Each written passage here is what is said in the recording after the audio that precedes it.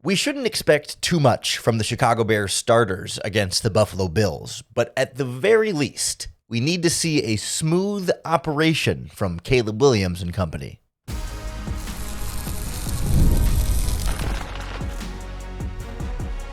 You are Locked On Bears, your daily Chicago Bears podcast. Part of the Locked On Podcast Network, your team every day. This is Locked On Bears, and I'm your host, Lauren Cox. I'm here to bring you your daily, in-depth Chicago Bears news and analysis. You can follow me on Twitter at CoxSports1, and you can follow the podcast at Locked On Bears on TikTok, Instagram, Facebook, Twitter, and the Locked On Bears YouTube channel, where you can keep up with all of our video podcasts as well. Thanks for making Locked On Bears your first listen today. We're part of the Locked On Podcast Network, your team every day. Today's episode is brought to you by Monarch Money. Take control of your finances with Monarch Money. Use our promo code LOCKEDONNFL at monarchmoney.com for 50% off your first year. On the show today, I want to set the stage for the Bears-Bills preseason game on Sunday night. Of course, they're having a joint practice today as this podcast comes out on Friday, but we're still going to see the starters on Sunday. I would expect the joint practice to not feature as much of the starters as heavily as it did against the Dolphins, knowing that the starters are then going to instead be playing on Sunday. And so we'll take a look at what we should be watching for from that starting group, as well as once the starters are off the field, other things to keep an eye on in terms of position battles that are ongoing or individual players we're looking to see some development from, as well as the follow-up performances from the first preseason game. Guys who played well, can they continue that high level of play? Guys who struggled, can they bounce back and try and redeem some of what they did poorly in that first preseason game? But of course, all the attention should be on the Bears starters, where we're not going to see them unveil Ben Johnson's offense or Dennis Allen's defense, but we still would like to see whatever they show us be clean, well-executed football. And I think that's going to be the biggest emphasis for me, right? It's the operational stuff. How well on both sides of the ball, but especially on offense, do they get lined up correctly and quickly? You know, how often does Caleb Williams have to correct a player, like, oh, actually, you got to line up a little bit farther over there. Like, not just sending him in motion, because motion will be a big part of this offense, but like literally like correcting where people are supposed to get lined up. How quickly are they able to get lined up, get the play call in, get to the line of scrimmage, and get set? How much time is left in the play clock when Caleb is set under center? How much time is left in the play clock when Caleb is actually snapping the ball, right? Does the operation just feel cohesive and smooth, or is it still jagged and trying to get everybody together and in the right places? Because certainly that's not all on Caleb Williams' shoulders. Like at some point, players also need to know their jobs and their responsibilities, but Caleb's the one who's delivering the play call and the instructions for where players are supposed to go, and he's got to make sure that they hear him correctly and that everyone then follows through on that. So like, it's not all Caleb, but some of it is quarterback responsibility there. Because like, to me, that's more important than what we're actually going to see in terms of what his completion percentage is, right? Like, that's not necessarily going to be all that important, because realistically, we're probably going to see the Bears starters for a couple of drives, maybe. And on those drives, they're not going to be pulling out Ben Johnson's best passing concepts. They're not trying to score a bunch of points and get as many yards as possible, right? They're just trying to kind of go through some of the basics here. And so it's not going to be indicative of exactly what Ben Johnson's offense is going to look like. It'll have the sort of the shell and the structure of being under center a little bit more and maybe some play action in there, but it's going to be basic plays, right? Think about your classic, slant flat route or a play action dagger concept, like the stuff that's in every Madden playbook. That's the kind of stuff we're going to see from the Bears offense, not the real goods there. Same thing in the running game, where I don't think it's going to be necessarily indicative of what we're going to see in the regular season. Ben Johnson said a couple of times throughout the preseason that they're not even sure yet how much they're going to do zone running concept versus gap power running concepts, how downhill versus east-west. Like, they're still kind of figuring that out. And so I imagine in this game, they'll probably do a little bit of both and just kind of try everything out and not necessarily give us an indication of, oh, this is what the Bears running game is going to look like this season. Especially because I'm not sure if they will have like 100% of their full starters out there because of injury. I think essentially every healthy player should play, but we've seen Jonah Jackson go in and out of practice in the last couple of weeks with injuries. I think Darnell Wright was out of practice for a little while. Both of them have been back since, so presumably should be good to go, but there's also a difference between like good enough to participate in low contact or non-contact practices and being good enough to go out in a preseason game that might offer a little bit higher of a risk and a little bit higher context. So it's possible we might not see. I think we probably will, but it's possible that we won't see the full 5 offensive line. I mean, I could see them just saying Joe Thuney, even though he's healthy, doesn't need to play because he's Joe freaking Thuney, that they just don't play him because he's the elder statesman veteran who gets the game off. But I mean, whether it's a full starting group or not, it's going to be a pretty basic operation there. And same thing is true for the defense, right? We're not going to see Dennis Allen unveil everything he wants to do from a coverage standpoint, from moving players around, from pass rushing and a blitzing standpoint. I think we're going to see, and not that he won't blitz, but pretty basic standard stuff, basic 4-man rush, basic formations and fronts and alignments that are not going to be nearly as creative and innovative as what we're expecting to see this upcoming regular season, just a little bit more. Plus, on defense, you definitely are going to be missing some starters because of injury. We know Jalen Johnson is not going to play in this preseason game. And Kyler Gordon, by all accounts, is not going to play in this preseason game. So at a bare minimum, you're going to be missing 2 starters there. And I wonder if Grady Jarrett is also potentially in that Joe Thuney category of elder statesman. You're in your early to mid 30s. You just don't need to be out there because you're so experienced and it's not worth even getting any reps to knock the rust off. Because like that's kind of it for like the, I don't even want to say old guy players, but you know, the old guard players on the team in the starting lineup. Those two and Kevin Byard are the only ones over the age of 30. But Byard and Jarrett are both 32, so you could see maybe even sitting Byard out of this one. But then Thuney's about to turn 33 a little bit later this year. So I'm just curious to see if those guys do indeed play or if they get slight preferential treatment for being the veterans. I don't really see a big problem with that in the grand scheme of this team and where the structure is right now.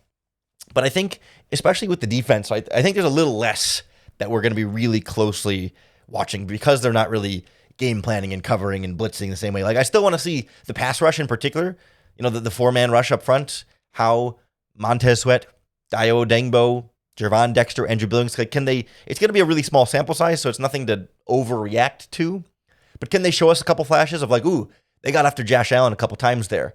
Or is it going to feel like on the 4 plays that Josh Allen attempted passes, he had all day to throw back there? I mean, those are the kind of small things that I'm going to be keeping an eye on, not because it's going to tell us everything about the regular season, but it's a very small measuring stick along the way. Now, there are some other guys who fit into the category of either starter or high-level contributor, major rotational player, who we do want to keep a pretty close eye on and who might end up playing more than the rest of the starters in this preseason game. So I want to go through some of the other big names and big positions that we need to watch for guys that are going to make real contributions in this upcoming season. Next on Locked On Bears. This episode of Locked On Bears is brought to you by Monarch Money. Most people can't name all their financial accounts or even what they're worth, whether it's 401ks, properties, or investments.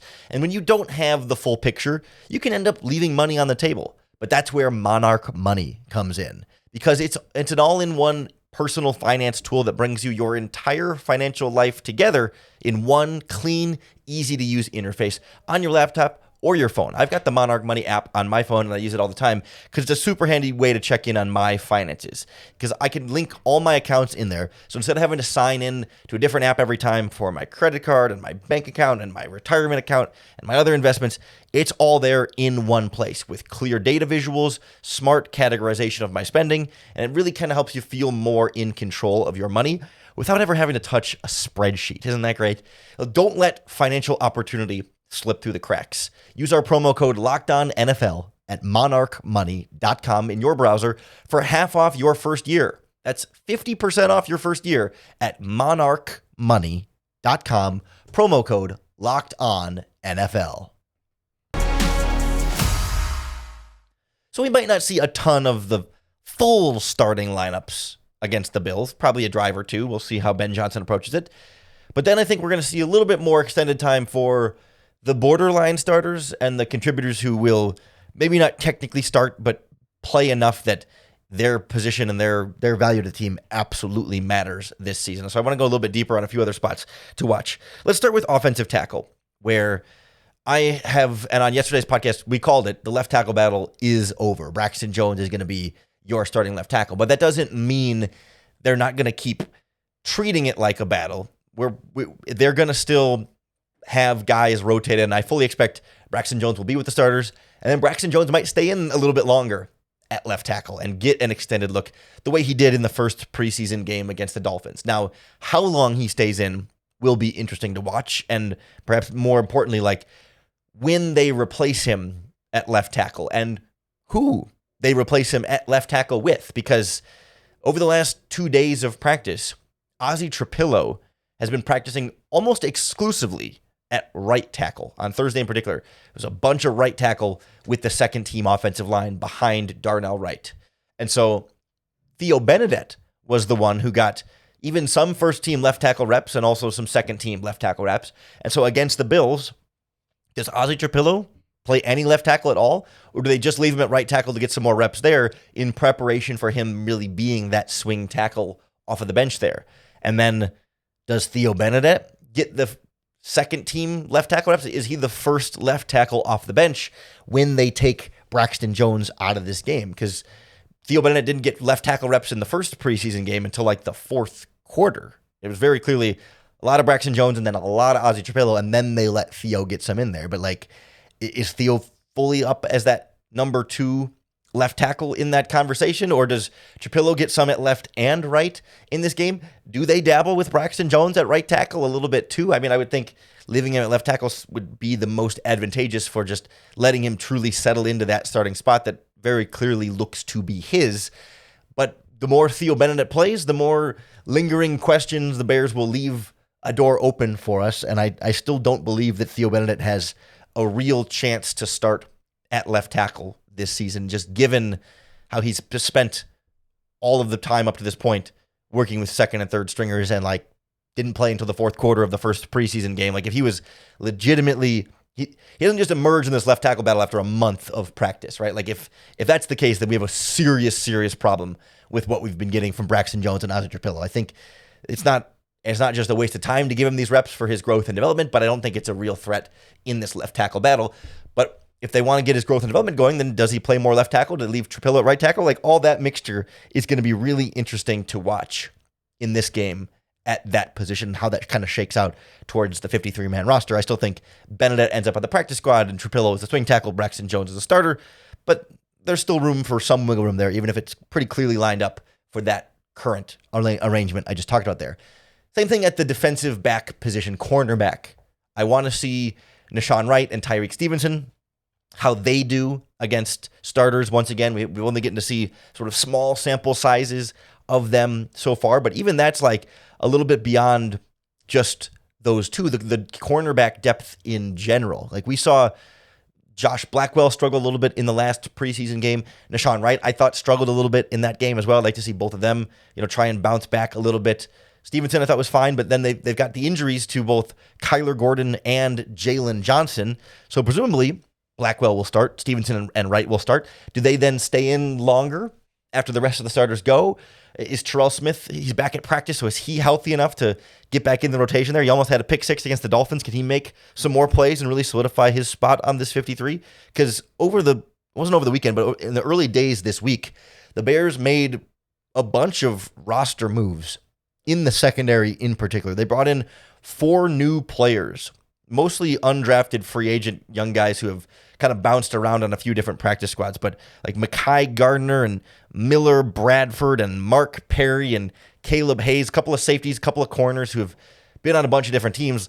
They're all late comers to the training camp and to the preseason for the Bears. And so those guys got to catch up. And Ben Johnson made it seem like they'd kind of keep things simple and defined for them so that they can get some preseason game action. But there's absolutely an opportunity there, especially with the injuries the Bears have at cornerback, for somebody to emerge and at worst earn a practice squad spot. But, if someone like Jalen Johnson or Kyler Gordon were to start the season on a short-term injured reserve, like maybe there's an extra cornerback spot available temporarily until that player comes back, and then whoever sticks as the extra player goes back on the practice squad. But I think there's some real opportunities at stake here, even for the new guys who just showed up. And especially when you throw like 4 of them all in there, I'd just like to see how that defensive back depth, particularly at corner though, looks in this game. Also at wide receiver, where clearly in the first preseason game, Luther Burden was number 6 on the depth chart. He looked decent in that game, looked pretty good. Certainly, I think showed us a little more than like Tyler Scott or Devin Duvernay did, but much smaller sample size for Devin Duvernay and certainly a little smaller for Tyler Scott. And like how that 4, 5, 6 on the wide receiver depth chart continues to play out will be something that I think is influenced by what we see in this preseason game. I want to see, does Burden get on the field more quickly? Does he even get any snaps when the starting offense is out there? Like we know Moore, Adunze, Zacchaeus are the 1, 2, 3, but if Burden gets a couple of snaps with the starters, that'll say a lot about whether or not Ben Johnson trusts him to have a bigger role this season.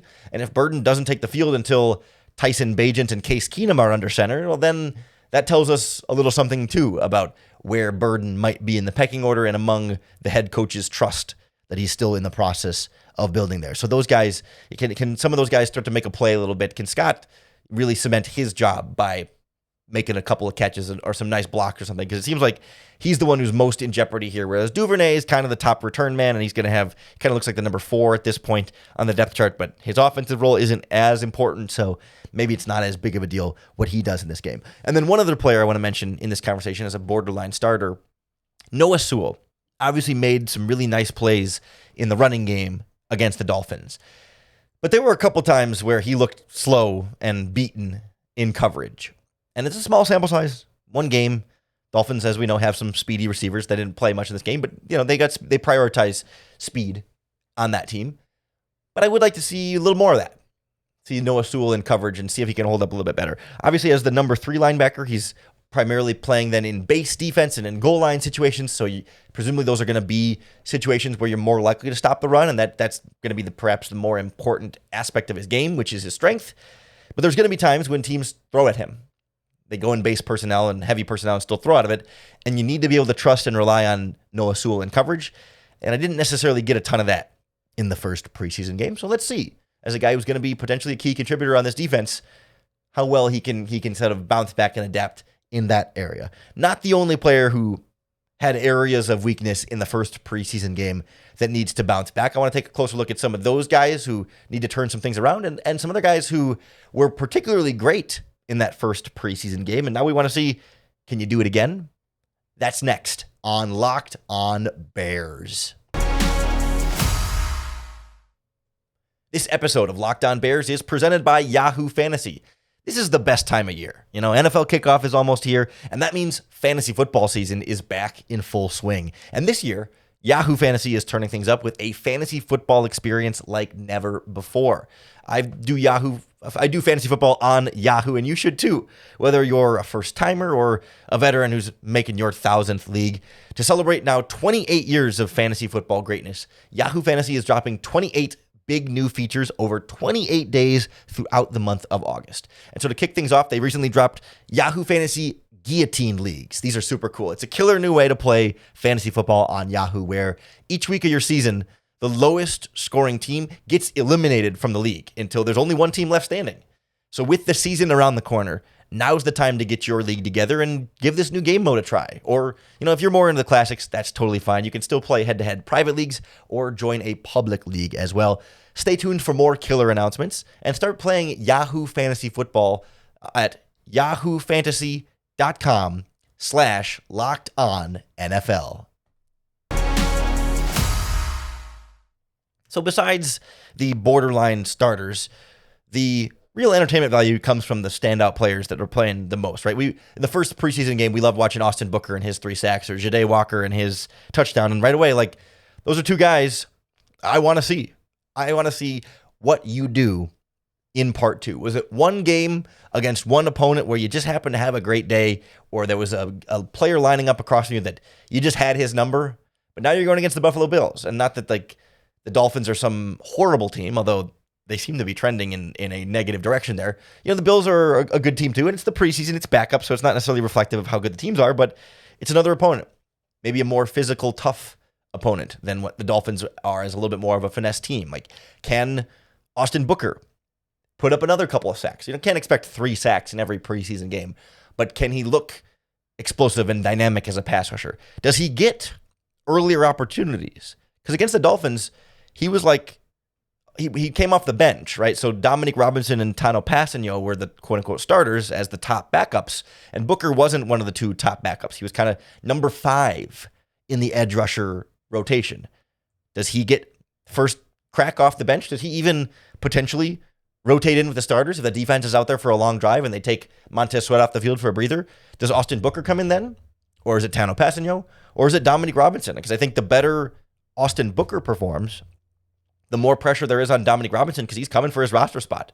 And at the end of the day, they might not keep 5 defensive ends. And the 5th one would be the one that misses the team. And if Passanio is the 3, then Booker or Robinson is the 4 and the 5, and the loser may or may not. I think they probably end up keeping all 5 just for the depth, but you never know. There's certainly some stakes there for both of those pass rushers. I'm curious, does that mean Dominique Robinson gets more playing time to show what he can do? Does Booker get more playing time? Does Passanio play less so that those 2 young guys can just go head-to-head? How they split those reps is going to be interesting to watch at that position.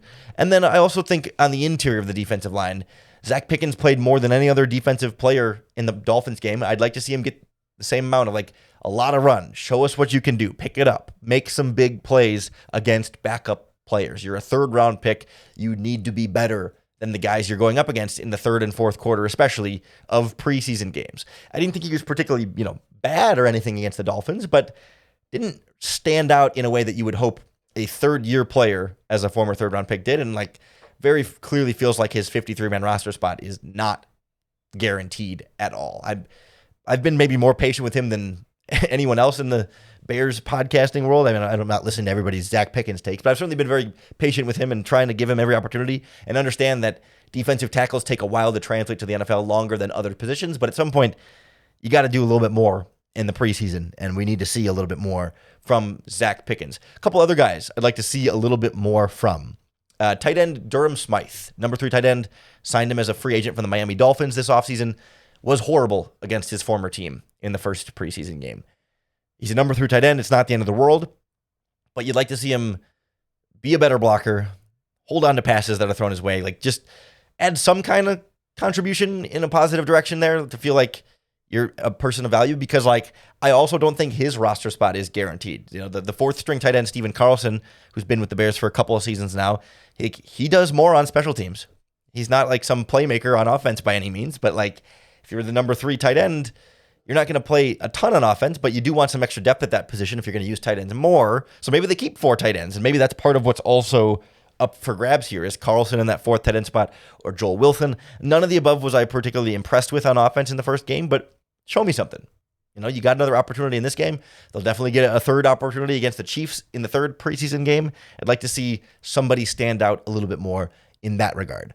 Across the board on defense, I'd like to see better tackling. I think the Bears missed 14 tackles against the Dolphins. I mentioned earlier, I think Josh Blackwell was credited with 3 missed tackles, if I'm not mistaken, and Nashawn Wright had 2 against the Dolphins and a bunch of other guys. I get that it's preseason. I get that it's backups. You're not going to have a clean slate of tackling, but I'd like to see tackling a little bit more. You can't tackle as much at practice, so these are the guys you can actually tackle, so let's get better tackling form and actually practice that in a game setting, because you don't get a lot of live hitting practice in actual practices here. And then a couple of guys that I'm not sure, will they be healthy enough to play? And if so, I'd like to see them, Karan Amagaji. He's been getting some 3rd team reps as he's come back from injury. We'll see if that means he's good enough to play in this game. If so, which tackle spot? How early? And I just want to see development and growth from him. Does he look like the guy who was totally lost in the regular season last year? Or are we seeing some of the merits of him as a 3rd round pick starting to take shape and pay off, right? Not that he's a finished product, but just are we seeing some of that potential starting to come whole here? We have not seen Roschon Johnson back at practice in a while, so I'm not expecting him to play, but I would be curious if he does play, what that rotation looks like with Kyle Monangai and Travis Homer and some of the other younger running backs buried a little bit farther down the depth chart there. And then just anybody else in the defensive backfield has been banged up and injured. If we could see any of them, those guys are ones that to definitely keep an eye on here. And then it's like special teams use. For some of the backup receivers and tight ends and DBs and linebackers, like if Jade Walker keeps making plays in the passing game, that's great, but he's not going to make the roster as the 6th wide receiver unless he's making plays on special teams as well. Or Maurice Alexander had a touchdown catch, right? He's got to be a special teams ace if he's going to make this team. Or at the linebacker spot, Noah Sewell, Amon Ababumiga, Ruben Hippolyte are the backups there. Like if there's another linebacker that can emerge as the 6th guy to keep for more depth there, you got to do it on special teams, whether it's a rookie like Power Echols or a former undrafted free agent in Carl Jones, or Swayze Bozeman's been playing a lot of special teams so far. They've got some different options there, but somebody has to emerge. Same thing with the backup defensive ends. Dominic Robinson's been playing a lot of special teams, but Daniel Hardy is kind of an ace in that role as well. And does that play into who makes the 53 there? And all the new defensive backs, they're all going to have to stick on special teams if they're going to be the 6th or 7th cornerback on this Bears depth chart. I know it's not as easy to watch for, but like the guys who make the tackle on punts or kickoffs, and also pay attention to the guys who miss the tackles on punts and kickoffs. Because in that first preseason game, Kyle Monangai had a missed tackle. Defensive back Alex Cook, who had a forced fumble in that game, he had 2 missed tackles on special teams. Like just something to keep tabs on. Whereas like Josh Blackwell had 2 special teams tackles. Ruben Hippolyte had 2 special teams tackles in the game. Terrell Smith had a special teams tackle. You can start to see emerging the players who are like, yeah, they're making this team and they're going to be key special teams contributors. So you don't have to worry as much about their 53-man roster spot compared to the other guys that we love seeing make big plays on the offense and the defense in the 3rd and 4th quarter. But that's not going to be their ticket to a 53-man roster spot. And so how all of these guys do on special teams and then also offense and defense, you can be sure we'll break it down for you right here in the Locked On Bears podcast, including a live stream once the game is over on Sunday night. It's going to be a late one, but me and Joe George will be in there breaking down everything we saw in the game, and then we'll turn around and get a fresh Locked On Bears podcast up for you first thing Monday morning. So make sure you hit that subscribe button on YouTube or wherever you listen to podcasts, because that's going to be the best way to keep up with all of our daily, in-depth Chicago Bears news and analysis. Thanks for making Locked On Bears your first listen today. We're part of the Locked On Podcast Network, your team every day. If you're looking for a second listen today, be sure to check out the Locked On Fantasy Football podcast. As we get closer and closer to the start of your fantasy draft season, Locked On Fantasy Football can help you prep for your draft and become the most informed manager so you could take home your league's trophy this season. Find Locked On Fantasy Football with hosts Vinny Iyer and Michelle Madjuk on YouTube or wherever you listen to podcasts. Coming back on Sunday for our post-game live stream, Monday morning for another episode of Locked On Bears, and another opportunity for you to bear down.